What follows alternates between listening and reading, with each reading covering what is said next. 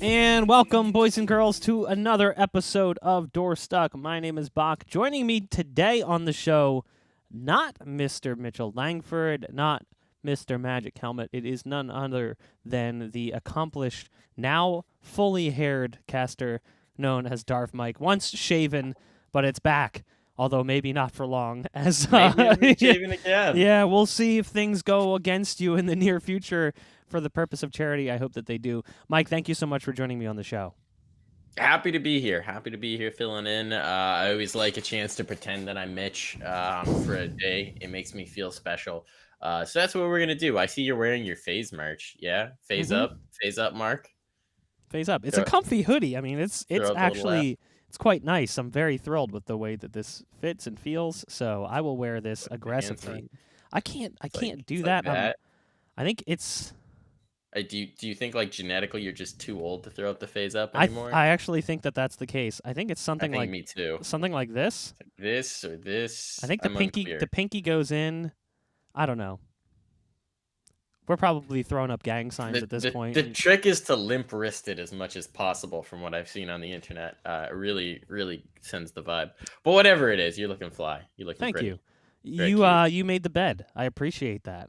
Yeah, right? I was not expecting to be on camera today, so I'm a little more disheveled than I normally am. Unshaven, no product in the hair, so you can't really see it because it's dark behind me. I can see the curls. Little mullet action going on here. It's getting bad. Nice. I haven't gotten my haircut since February, so it's getting quite atrocious. Maybe the shaved head will be good for you. I do have to say, we've brought this up on the show before. The way you make the bed with the blanket over the pillows just ain't working for me. Pillows on top, always. My pillowcases are not things of beauty. I have to hide that shame, Mark. Yikes, do you drool while you sleep? Why are you pillow shaming me? No. They're literally just old pillowcases. I actually don't drool at all. They're old ratty pillowcases. We're not out here. The sheets budget is not vast. I'll put it that way. I mean, sheets aren't expensive either. You could probably buy a set for pretty cheap. But regardless, we're getting off topic. Let's go ahead and jump into what we're going to be talking about today. Now, if you've been paying attention to the world of Counter-Strike, you've seen that there has been a lot of news. Things have really heated up, and unfortunately, we haven't been able to do the show the last few weeks due to other engagements going on. But let's see. We had first, it was the MDL match fixing scandal. I think that broke first. So it was, what was it? Like they didn't give numbers on it.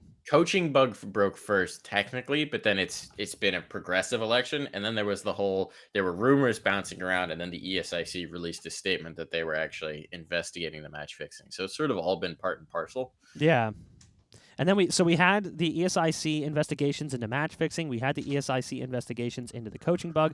We have other investigations going on as well into who's going to be signing with who, because there's now roster changes coming in. It's been interesting to say the least. And then we've also seen some teams kind of crash and burn and disappear. The old MIBR roster is no longer what we would expect when we think of MIBR, because 3 players, or actually 2 players and a coach, were removed from the team, Taco and Fur being probably the most surprising. And then Fallen says, basically, I don't want to be here anymore. So he leaves. So now it's KNG and TRK. I don't think KNG is going to stay there long. I think that the MIBR project may have just died with that roster change. But none of that is really what we're going to talk about today. We are going to spend most of our time focusing on the Purge, the current situation with what's going on with the coaching scandal. You can see multiple updates on this one. At least 15 more coaches who have yet to be named have been found to have abused the bug, and the bug goes back a long ways. Several coaches. Yeah. I've spoken to him about this. This is going back years and years and years and years of being abused. And the question is, at what level? And honestly, I imagine this is taking significant time. People wanted this to be like a 1 week, everyone's going to find out next week. No. Parsing and running through years of demos is not easy, let alone finding all those demos. So they're probably working with HLTV to guarantee that they have all the files necessary to basically catch everyone that did this. And they're also giving coaches that confession window, which I believe is expired. It has. I think it was last Sunday last Sunday, I believe it ran out. So the time for forgiveness is over. Now it is the time for punishment and penance and pain. And oh my God, Val's going to kill coaching. They're just gonna kill it. Yeah. I have a feeling that this is the end of the coach slot as we know it. I would just assume that Val was going to say, you know what, this is more problematic than it's maybe worth. And not only that, think about the fact that like coaching doesn't work the way that it initially did anyway. When coaching first came out, coaches could talk all the time. And then Valve was the one that said, doesn't work for us. Coaches can talk in timeouts only. So coaches basically just became an accessory. They became something that did more work pre and post, but not live. Other tournaments have said that doesn't work. This is foolish.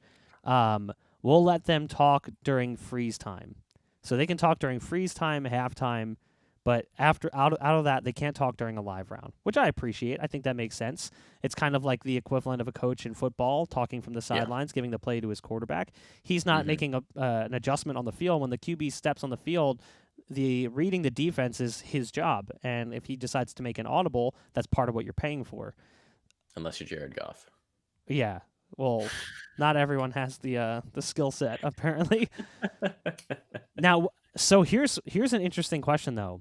You have these coaches who have come out and admitted to it, maybe encountering it but not abusing it, and then you have others who have come out and said, you know what, I saw it and I totally abused it. It was a moment of weakness. I thought I needed to do this to prove that I was good at what I was doing, or I needed to find a big win.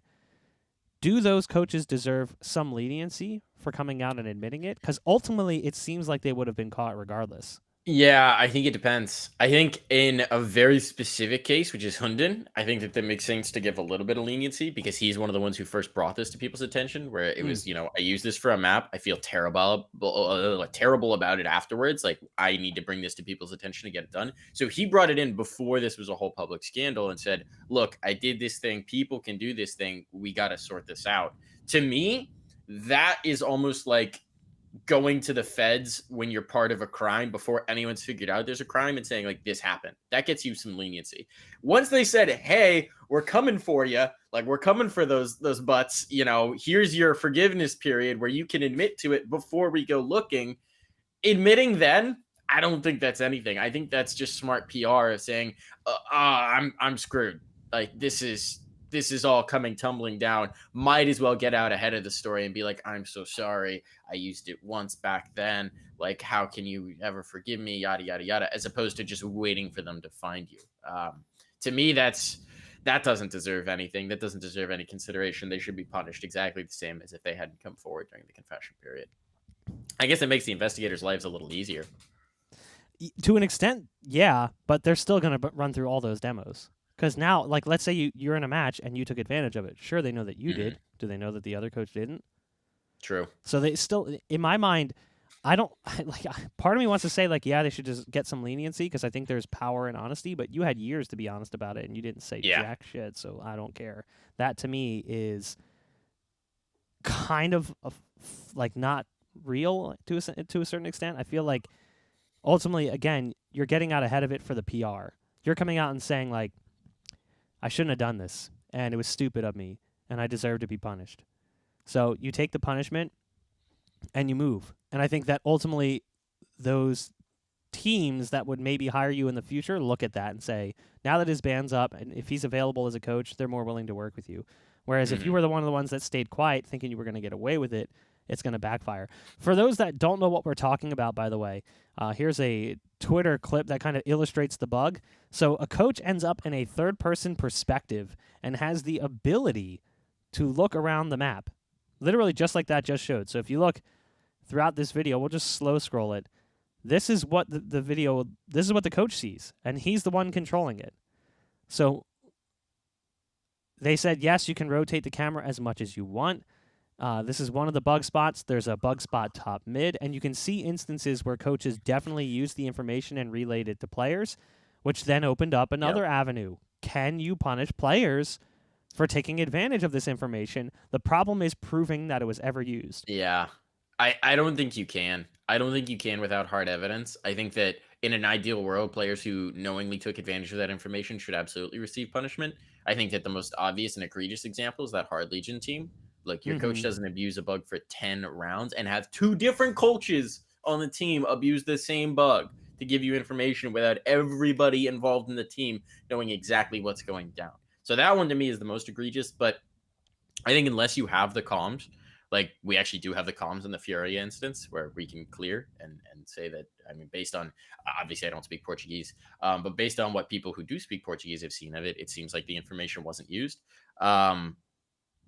I don't think you can convict someone with a perma ban off of no actual hard evidence, because the reality is this would kill careers. I mean, we've seen it before. This would kill careers. You take a year off, 2 years off, Mm. however many years that you're banned, you might as well just unless you're a truly exceptional player, you're probably ending your playing career. So I think without hard evidence, even if I'd like to see people who use this information be punished, I don't think you can justify it. It's definitely going to be interesting to see what happens when this finally comes to a close. I don't think we're going to know for at least another week to 2 weeks, Mm, because they're still collecting evidence, which to me says that taking that evidence and actually turning it into something is going to take even longer. Because while it's Mihal and Steve who have been taking over the whole evidence collection and started the entire investigation, it's now taken on a new life, and ESIC's involved, and very likely Valve is involved, and things are drastically going to change as a result of what this has become. You can even see it says they were alerted of the issue in August, but have been told by players that it started in 2016, potentially, and it's been going on ever since. They were so spending 12 hours a day each for 3 weeks going through 1,500 demos. mhm. At that point, I think they realized this is not going to like, we can't do this the way that we're doing it, and things took on a whole new life. I know that I think there's been programs that have been developed knowing that Steve is a developer. He's probably created a utility that burns through those demos a lot faster than humanly possible. Mhm. And they're able to parse out information and find certain, I don't know what's, that indicates that the bug was exploited, or at least possibly exploited. Then the question becomes, which coaches knew about it? Because there's been coaches who have come out and claimed, I was like Furious Star coach X. Gary. Gary said, Yeah. I was in the server and I had it happen to me, but if you notice, I didn't move because I wasn't actually in the game or at my computer. I was talking to the Mhm. players beforehand, and then when I sat down, I didn't tell them anything, and I disconnected immediately following that and reconnected to fix it. So like he even saved recordings and sent them in, which, holy hell, the fact that he still has those recordings, like. Does he just That's have like incredible, recordings for every one of their games going back years? I know Gary's a hard worker, but like, how many hard drives does this dude just have stacked up with Team Prac and right? match recordings? Is That's he just like impressive. going back to 2014 to be like, all right, how are we gonna bring back this strat? Come on, guys. So I wonder if he recorded the game, like, and recorded all the audio, Hmm. and then just stripped the game out and just submitted audio. I don't know. I really don't know. I would love to talk to him and ask him. I'm like, dude, like, why do you have this? Yeah. Thank God he did. I think the Yeah. same thing when I've seen other people like release video clips of stuff. I'm like, why were you recording? How, like, why was this a thing? There's always that question of, is this just something you do all the time? Yeah. Do But you always have recording software on? taking Are it you even another paranoid? level, which I honestly was heavily impressed, and I applaud Steve for this. As someone who worked with Steve in the past when I worked for ESEA, I know what he's capable of Hmm. as a human being. He's a really nice guy. He's a lot of fun to be around, and Yes. I'm actually kind of blown Heck of a away skee ball player. Heck of a yeah. skee ball player. I'm kind of blown away though when they announced the GoFundMe and raised money. That was set up by Stunna, I believe. It was a Yeah. bunch of casters got involved and set up a GoFundMe to basically thank them for all of this work they did on top of their existing jobs. While Mihal is now a contractor, no longer a full-timer with ESL like he used to be in the past, Steve works full-time for ESEA and thereby extension full-time for ESL. He didn't feel comfortable taking that portion of the money. It was like $7,200. It was a lot of money, split in half, obviously. So he actually said, Michal can take all of it, or if that's not possible, donate my half to charity. Yep. Just further illustrating like what kind of person he is. Dude. Because, again, 12 hours a day each for 3 weeks on top of his other work. He is still a developer at ESCA. He still works. He's a crazy person. Yeah, that to me is just bananas. But getting back into it, coaches who have currently been banned, Zoner, who we mentioned from Hard Legion, Akimov has been caught using it as well.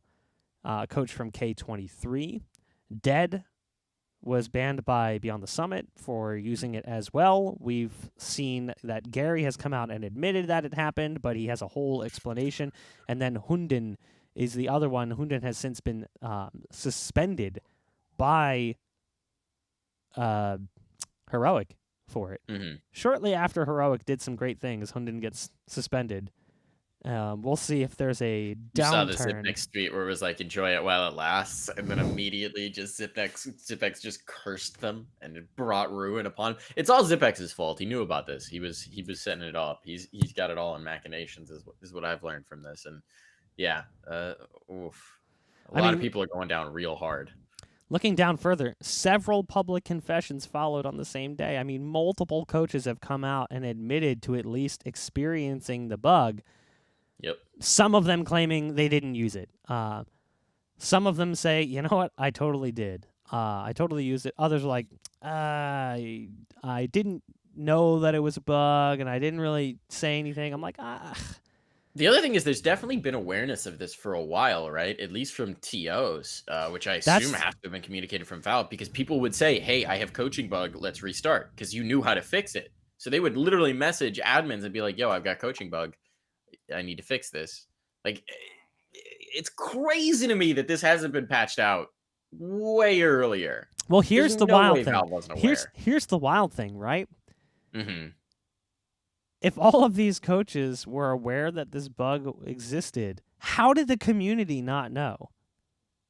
Like, how is the community as a whole not aware of this bug until more recently? How did we not know? That doesn't make sense. There are like main teams that have coaches, right? They would know. Yeah, they would know. It would occur to them. Like, I just feel like this is one of those things. I'm going to make a really weird analogy here. It's almost like the Krieg era in Counter-Strike. The Krieg was a very, very, very good gun for the entirety of its life in Counter-Strike. And then suddenly people started using it. And they're like, holy shit, this is the best gun in Counter-Strike. But it had been in the game for years in its current form. And just no one would touch it. The Counter-Strike community, sometimes there's knowledge there. But until someone looks at it and goes, hey, this is a big deal. Then everyone's suddenly like, oh, you're right. This is a big deal. We should care about this, and they just haven't been caring about it or paying attention for a long time. I wonder whether there's a degree of it, because Starix was talking about, people are using this back in 2016. He was aware of it. I mean, we've now seen a tweet from Steve where he says he's seen evidence all the way back to Q3 of 2015 of the coaching bug being abused. Like, it's been around for years, almost half a decade. People knew about this. It's crazy to me. So here's the question. Did people know, or did they just assume they were the only one that had ever experienced it? Like, how many coaches experienced it more than once? How many coaches knew how to exploit that to make it happen? So that's like the real question is, let's say I'm a coach and it accidentally happens to me one game. Now let's say there's another coach who knew how to recreate it and did it 5 to 10 times on purpose. Hard Legion. Yes. Should that person be punished harder? Because in my mind, absolutely. Like, that guy 100%. should get hit hard, like potentially a permanent ban. Like, let's look at this. Like a crime of passion and premeditated murder. Yeah. Like, you planned this. You knew what you were doing. The other guy was just like, oh, this happened. Like, I guess I'm just going to see what's going on this round. And see what's... we get so up in arms about this whole match fixing scandal. Well, what the hell do you think this is? It's match fixing. It's cheating. It's the same thing. And I've always had, it's weird that we have this like kind of laissez-faire attitude about cheating. Like we're like, oh yeah, cheating's bad, but like you can come back. It's cool, totally cool. Like just serve your time and come back. And thank God that's been the way that it is, because there are instances where obviously we'd be missing out, like looking at a player like Simple. But then at the same point in time, iBuyPower's banned for life for cheating. It's a different kind. They cheated to make money. But what's the difference? You're still cheating. The thing for me is also like we're looking at like oh, what's the Finnish kid? I'm having a blank in my brain right now. Who's on ENSA now but can't play in majors and is suing Valve. Oh, I can't remember either. My brain's farting. My brain is Google it. I can't Google right now because everyone will see He's banned. I'm pulling it up. Give me 1 second. Jumpy.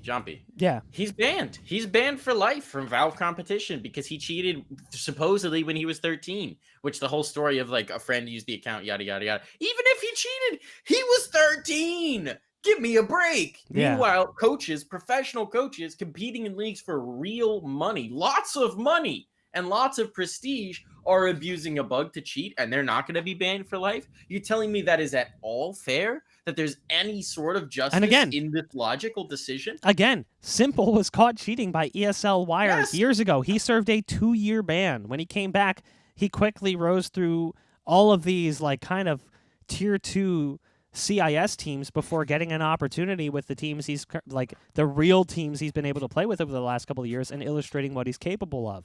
Well, I don't necessarily want to see people banned forever for cheating. My point is we can't have it both ways. We can't be like, well, you threw a game for money, so you're out forever. But you cheated to win a game for money.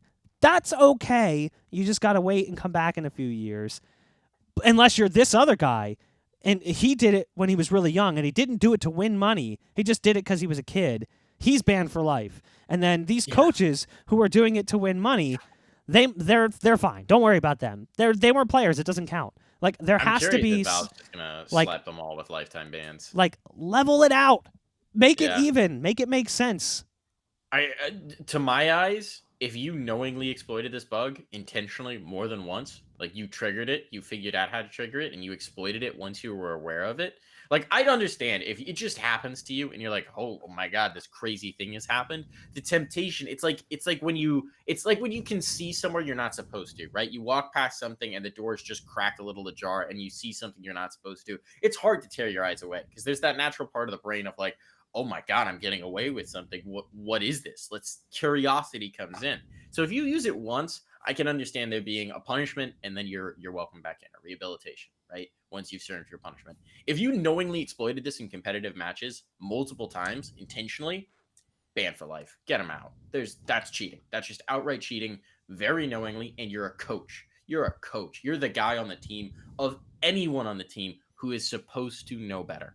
Yeah, I think, obviously it's not the same as traditional sports where typically the coaches are a little bit older, maybe a little bit more mature, a different place in their life, former players themselves. While that's the case in esports, you have coaches who are former players. The gap between the coach and the players sometimes is actually in the opposite direction. Sometimes the coach is younger than some of the players on the team. Yeah. But even still, like you're still in that position where you're supposed to be the responsible one. A certain responsibility of a coach is basically being team dad. Or team mom in the event of a female coach. Like your responsibility is to take care of your players and make sure they have everything they need, both in-game and out of game. That is your responsibility. So if you're the person that's doing this, that doesn't really illustrate that you're being a responsible person in any semblance of the word. But I do think that's about all we need to jump into. If you look down, this article goes through everyone talking about who's used it. You've got the coach for Singularity, coach for ENCE, W7M, Pain, Red, Daytona, Gambit Youngsters, Mouse Sports, NIP, Furia, K23, Hard Legion, MIBR. These are all just the teams that have come out and said something so far. Heroic, and then again, Hard Legion, as somehow 2 coaches on the same team did the same thing. But it wasn't on purpose, I swear to God. Yeah. Who you fooling? My genuine hope from this is that Valve doesn't completely kill the coaching role because it elevates gameplay. And at the end of the day, from an esports perspective, the higher the level of gameplay, the better. The more entertaining the esport is, the more interesting it is to watch, the more we have this escalation of skill levels from where we were, when the game came out. So please, Valve, punish the people, amend the bug, which I think they already have. Um, but don't kill coaches. Don't kill it for everybody. Don't let The question is this too, exploitation kill everything. how many scandals can Counter-Strike realistically survive? I mean, Oh, we're a game that's pretty old at this point. Counter-Strike is getting up there in years. It's now beyond 8 years old, coming out in August of 2012. I mean, that's very old for modern esports era when you're looking at other first-person shooters. Mm-hmm. And now you have another large scandal between this and the match fixing and the major cheating bans and the iBuy power bans. It's like, how many times is something going to happen? Like, what is going to be the straw that breaks the back that ultimately scares sponsors away from Counter-Strike? Because it's already iffy territory as it begins, with it being counter-terrorist and terrorist. That's the whole idea behind Valorant, using attack and defense. It kind of doesn't dive into the whole terrorism narrative. Yeah. The guns are more cartoony and less realistic. It's a spike, not a bomb. Like, all of that verbiage is very intentional when Riot designed the game, because they wanted to appeal to a larger audience and thereby bigger sponsors. So it's already like iffy territory for a lot of sponsors to step into. All of these things, like if they just literally Google CSGO scandal, there is a laundry list of items that come up. I actually disagree with that thread of thought, which I don't think scandals will sink the esport. I mean, you can look at like the MLB right now with the Astros. Yeah, but the Major League Baseball basically did nothing to them. Sure, I mean that was just bad enforcement. But I mean, you can look at the NFL with everything the Patriots have done for the last decade and a half or 2 decades.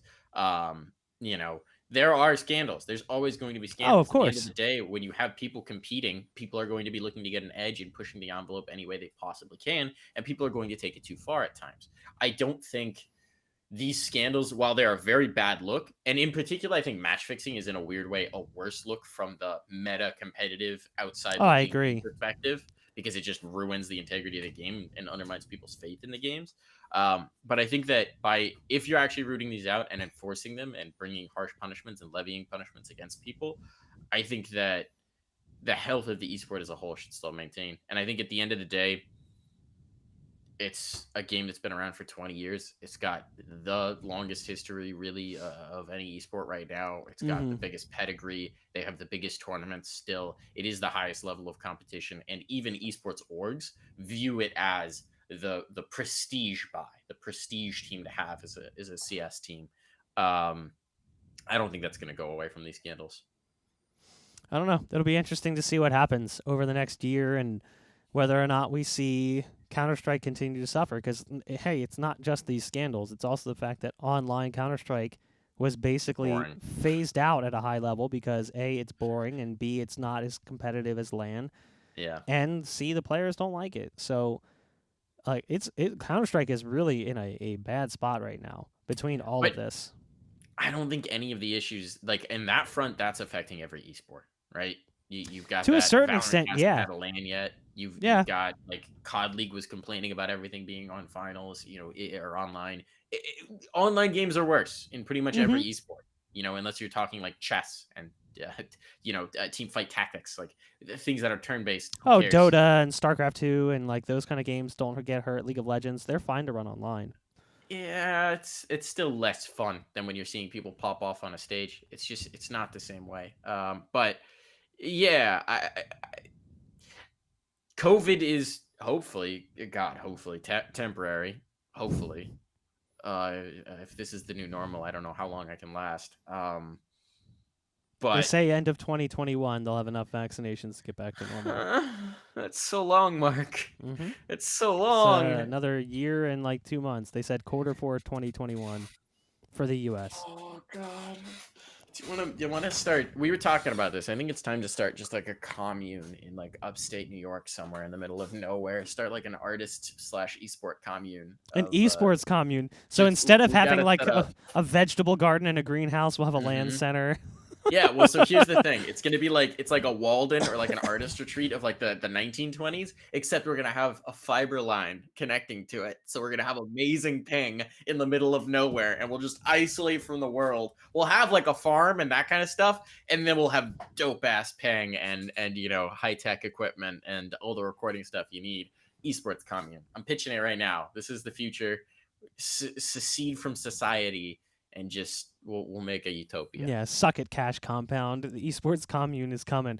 That's going to go ahead and wrap things up for us today. Again, Mike, thank you so much for joining me on the show. If you guys want, you can find Mike on social media. It's at DarfMike on Twitter. Do you have an Instagram as well or no? No, my girlfriend wants me to make one. I guess I should make one. I made one, and I've used it like less than 10 times. It's not for me. It just doesn't appeal to me. No one wants to see this over and over and over again. Yeah. I don't take photos of myself. Yeah, me either. I feel weird. The only time other people take photos of me is at LANs, and those aren't happening right now, Mark. So what do I need an Instagram for? Exactly.